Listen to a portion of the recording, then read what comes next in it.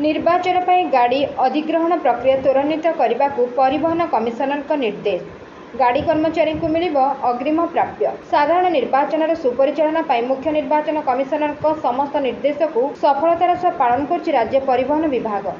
निर्वाचन प्रक्रिया नियोजित होगा गाड़ी व्यवस्था संपूर्ण श्रृंखलित और त्रुटिशून्य करने पर गुरुत्व देछि राज्य परिवहन प्राधिकरण। ए संक्रांत आज राज्य परिवहन कमिशनर अमिताभ ठाकुर अध्यक्षतार एक समीक्षा बैठक अनुष्ठित होईछि। बैठक में प्राधिकरण में समस्त उच्च अधिकारी उपस्थित रहिबा सह आरटीओ माने वीडियो कॉन्फ्रेंसिंग माध्यम भाग नहीं। वर्तमान सुधा केउ अंचल केतेक गाड़ी अधिग्रहण होईछि से संपर्क में आरटीओ माने तथ्य रखिले। तेबे बूथ संख्या अनुसार निज अंचल में समुदाय केते गाड़ीर आवश्यकता रही यार पुनः आकलन करने को परिवहन कमिशनर निर्देश देइछन्ति। 2019 निर्वाचन में समग्र राज्य पर परिवहन विभाग 58,000 गाड़ी अधिग्रहण करथिला। चलित निर्वाचन में केते गाड़ी आवश्यक होबो यार चूड़ांत निष्पत्ति सह अधिग्रहण कार्य को त्वरान्वित करने को परिवहन कमिशनर कहउछन्ति। यह सह आरटीओ माने निज अंचल पर गाड़ी अधिग्रहण करबा सह अन्य अंचल पर अधिग्रहण करि पारिबे बोली निष्पत्ति होईछि।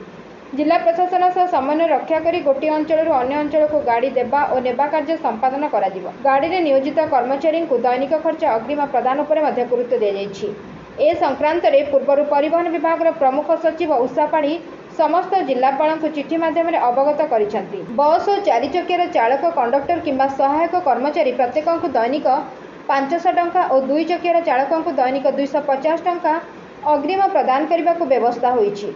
पूर्व निर्वाचन अभिज्ञता तथा नियोजित कर्मचारी प्रस्ताव भित्तिरे चलित निर्वाचन में अग्रिम प्राप्य व्यवस्था लागू करा जायछि। यह गाड़ी मालिक और कर्मचारी मानक निर्वाचन कार्य भाग नेबा को उत्साहित करिबो बोली परिवहन कमिशनर अमिताभ ठाकुर आशा व्यक्त करिसेंति। Bureau report Ekamra news agency.